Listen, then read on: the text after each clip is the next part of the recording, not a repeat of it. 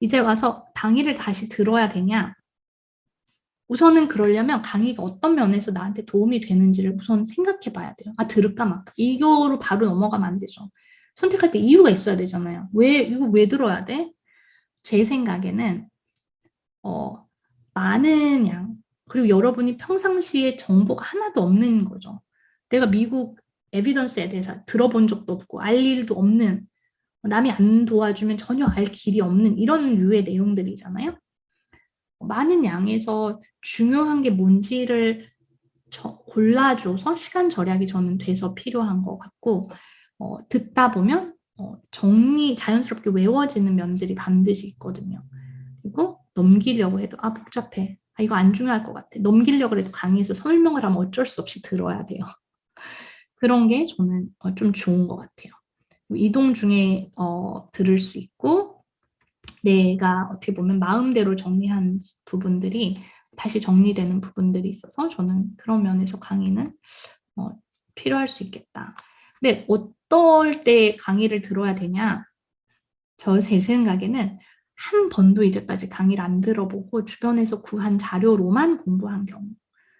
왜냐면 내가 맞는 길로 가고 있는지 안 가고 있는지를 시험을 봐야만 알 수 있는 분들이거든요. 그쵸? 친구가 내 아웃라인 주면서 이거 어떻게 공부하는 거야 라고 알려주지 않았잖아요. 네가 알아서 해라고 준 거잖아요. 근데 내가 이거를 그냥 하기에는 저는 그리고 아웃라인이 되게 암호 코드처럼 축약이 돼 있어서 이게 암호 코드라는 걸 알고 공부하는 거랑 여기에 써 있는 이 표면적으로 나타난 게 모두 내가 알아야 될 모든 거라고 생각하고 공부하는 거랑 나중에 공부했을 때 그 미싱 되는 파트들이 분명히 있거든요. 왜냐면 그 사람은 제가 말씀드렸듯이 1000장을 읽고 머릿속에 정리가 돼서 이거를 30장으로 만들었어요.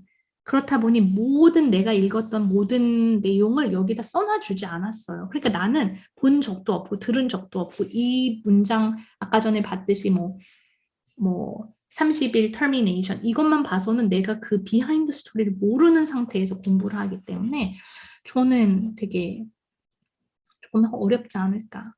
또는 내가 영어 강의를 이미 들었어요. 그런 분들이 있어요. 근데 영어 강의를 들었는데 솔직히 잘 이해를 못했다. 한 60%는 안 것 같아. 한 50%는 안 것 같아요.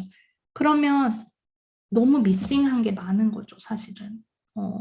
들리는 데까지만 공부할래요? 라고 하기에는 이 시험은 그렇게 공부할 시험은 아니거든요.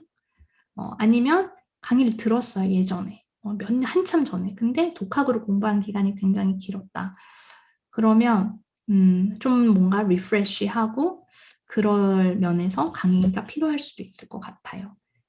시간이 부족하지 않을까요? 나 지금 외울 것도 너무 많고, 나 뭐 해야 되는데. 미국 제이대들은 5월 말부터 강의를 들어요. 그리고 7월 말에 시험을 보거든요. 한 달 넘게 시간이 있죠.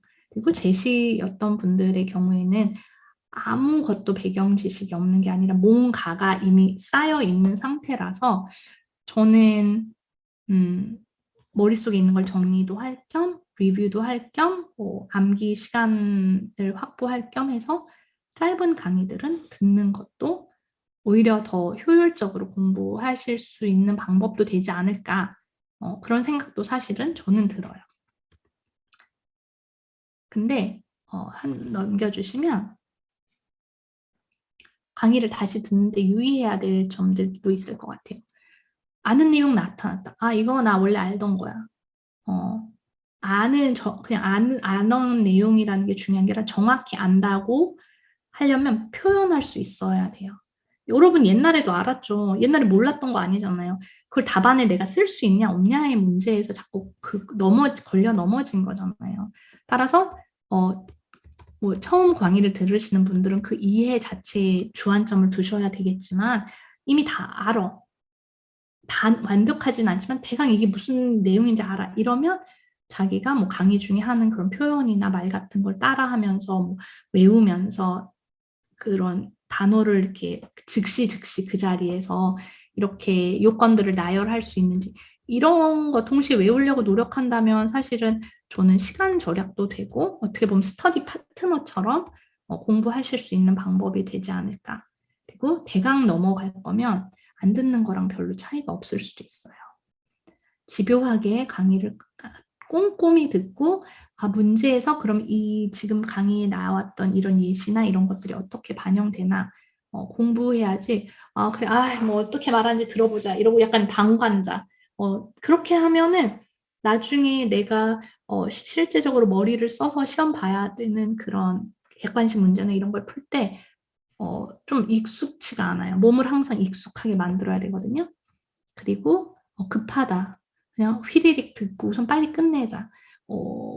그런 거보다 내용이 숙지되지 못한 게 있다. 그럼 꼼꼼히 듣고 빈틈을 잘 강의를 통해서 메우는 게 문제집을 그냥 급하게 많이 자꾸 여러 개 사서 보는 것보다 점수 올리는데 더 쉬울 수 있을 것 같아요. 강의 듣는 시간을 그럴 땐 아까워하시지 않는 게 맞을 것 같아요. 왜냐하면 모르면 계속 틀리거든요. 예를 들어 강의 1시간 안에 열 몇 개 토픽이 다 정리가 되어 있다.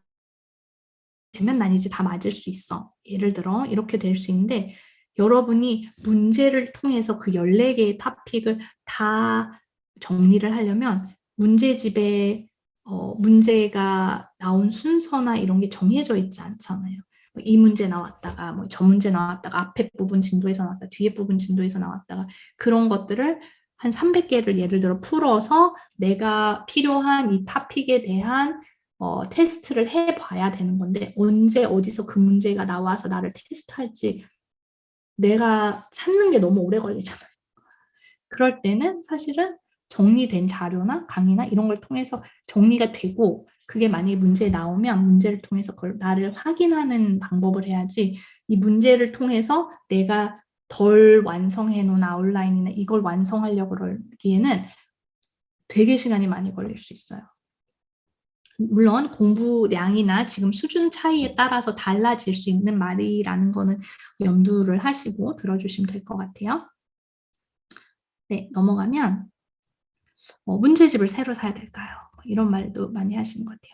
미국 문제집은 아까 말씀드렸다시피 어떤 새로운 걸 배운다기보다 공부한 걸 확인하고 이게 응용된 모습이 어떤 건지를 그러니까 확인하고 테스트하려고 푸는 거예요.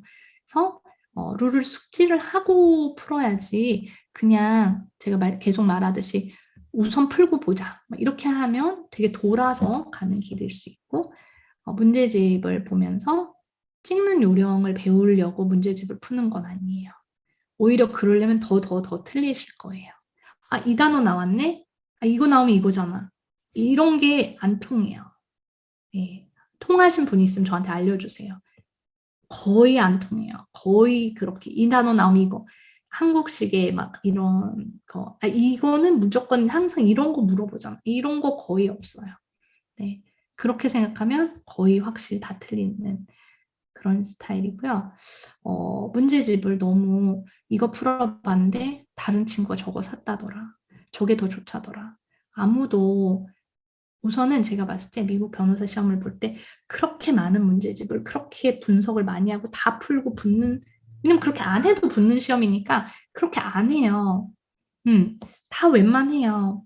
너무 이건 아니다 라고 누군가 했던 아니면 너무 아마존에 너무 평이 안 좋다던가 이런 것들만 제끼시면 어느 정도 되는 거를 해서 내가 어떻게 소화하고 날 어떻게 트레이닝하냐의 문제니까 너무 걱정하지 마시고 항목을 하나하나 되게 뜯어서 보는 게 중요해요. 쓱 풀고 맞았네 됐다 그게 아니라 내가 왜 맞았는지 그 뒤에 설명이나 이런 걸 읽으면 의외로 나 혼자 착각해서 맞은 경우들도 있거든요. 그런 것들을 하나하나 고치면 점수가 점차적으로 올라갈 수 있어요. 왜냐하면 예를 들어 5개, 4개의 그 객관식 문항이 있는데 오늘은 답이 이거예요. A. 그렇지만 다음번 문제에서는 B라는 문항에 관련된 문제화가 될 수 있고 C라는 문제와 객관식 문항과 관련된 문제가 만들어지고 이런 식의 패턴들을 볼 수 있거든요. 근데 오늘 한 문제 푼 김에 나 A 맞았어. 볼 것도 없어. 난 다 풀었네. 다 맞았네. 이 김에 A, B, C, D의 다 그 해설을 읽으면 이거가 문제화 됐을 때 어떻게 하면 맞출 수 있을지 이거가 문제화 됐을 때 어떻게 맞출 수 있는지 이런 것들을 좀 볼 수 있거든요. 따라서 한 문제도 그냥 한 문제로 풀지 마시고 여러 각도에서 지금 4문제 푼 거나 마찬가지잖아요. 그렇게 공부하시는 게 되게 필요한 것 같아요. 중요한 거는 100점을 안 받아도 된다는 거. 그 어느 레벨까지만 올라와 주면 된다는 거. 그렇기 때문에 더더욱이나 말씀드린 기본적이고 필수적이고 그 서브 토픽에 해당하는 것들에 대한 룰에 집중을 하시는 게 중요하다는 거. 룰을 제대로 안 읽고 계속 문제집만 풀면 그러고서 이런 룰이 어떤 거지 막 이렇게 알아내려고 하는 건 그냥 코끼리를 제대로 한번 보는 게 빨라요. 코끼리에 대한 글을 읽으면서 코끼리가 이렇게 생겼을까 자꾸 상상만 한다. 자꾸 내 상상이 가미가 되는 순간 그 룰이 아니게 되거든요. 문제집을 푸는 요령에 대해서 한번 보도록 할게요. 다음 장에. 네. 네. 제 강의를 들으셨던 분이 강의를 다 듣고 나서 보니까 객관식 문제가 다 강의 들은 내용이더라. 이런 얘기를 하시더라고요. 그런데 그분 말씀이 근데 내가 아직 외운 상태는 아니라서 틀리긴 했는데 뭘 묻는지는 알겠고 어떻게 해야 되겠는지는 알겠더라. 그런 분들은 우선은 룰이 어느 정도 머리에 들어가신 분인 거죠. 근데 만약에 문제를 봤는데 뭘 묻는지도 모르겠다. 찍어야 될 것 같다. 되게 많은 게 그렇게 찍어야 될 것 같다. 이러면 아직 문제집을 풀 단계가 아닌 것 같아요.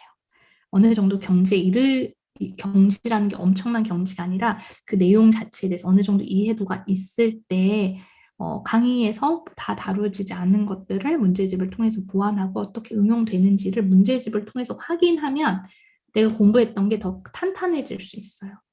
이해가 안 된 상태에서 하면 귀한 문제를 다 써버리고 공부가 된 상태에서 하면 제가 말씀드렸듯이 2~3시간이면 다 풀 수 있는 시간 내에 시간을 정해서 내가 내 지식만 테스트하면 되는 건데 그렇지 않고 풀면 시간이 오히려 더 오래 걸릴 수 있어요. 4~5시간 걸리지만 결국 룰도 숙지가 잘 안 되고 이런 경우들이 있을 수 있어서 저는 어느 정도의 공부가 된 후에 보시라.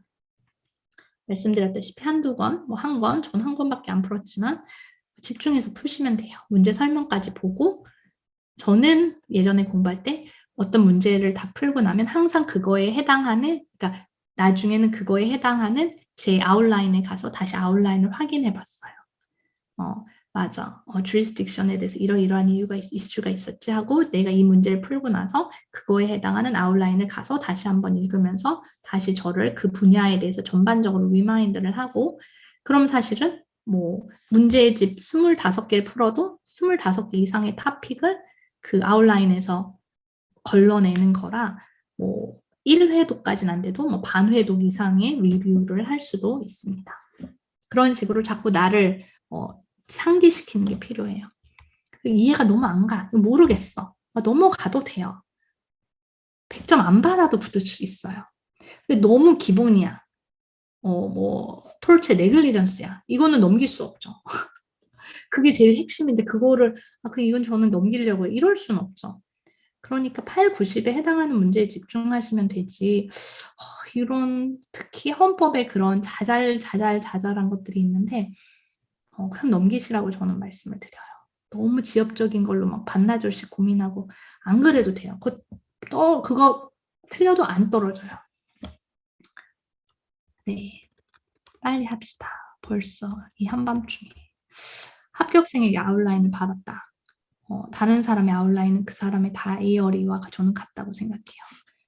내 공부량이 부족하거나 나와 그 사람의 코드가 맞지 않으면 그 암호 같은 아웃라인을 봐도 해석이 안 돼요.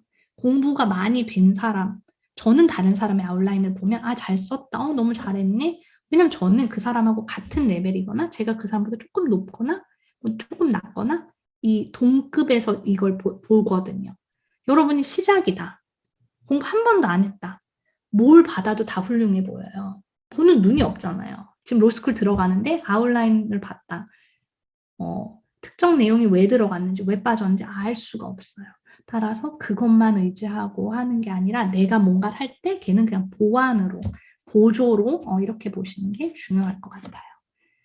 한 번도 수업, 강의 이런 거 안 듣고 아웃라인만 보고 공부하시는 거는 제가 말씀드렸듯이 입학생이 최종 모의고사 이거 진짜 비법 자료야. 볼 수가 없어요. 그거는 내가 공부가 되고 그 단계 비슷해져야 그게 비법인지 아닌지 체크가 되지. 처음부터 그것만 해서는 되게 돌아갈 수 있습니다. 아웃라인을 계속 모으시고 공급받고 이런 분들인데 한두 개 그냥 괜찮아요. 어떻게 보면 자꾸 이거 봤는데 얘게 더 좋아 보여. 이거 했는데 얘게 더 좋아요. 자꾸 이럴 수 있어요. 대동소이해요. 비슷하면 그냥 하던 거에 남의 걸 살짝살짝 추가하는 거지. 이거 더 좋아. 이걸 확 옮겨가고 이걸 확 옮겨가고 이러면 정리가 안 돼요. 우리가 중요한 건 마지막에 정리가 돼서 들어가는 게 중요한 거지. 최고의 아웃라인을 가지는 건 뭐 그렇게 반드시 필요한 건 아닌 것 같습니다.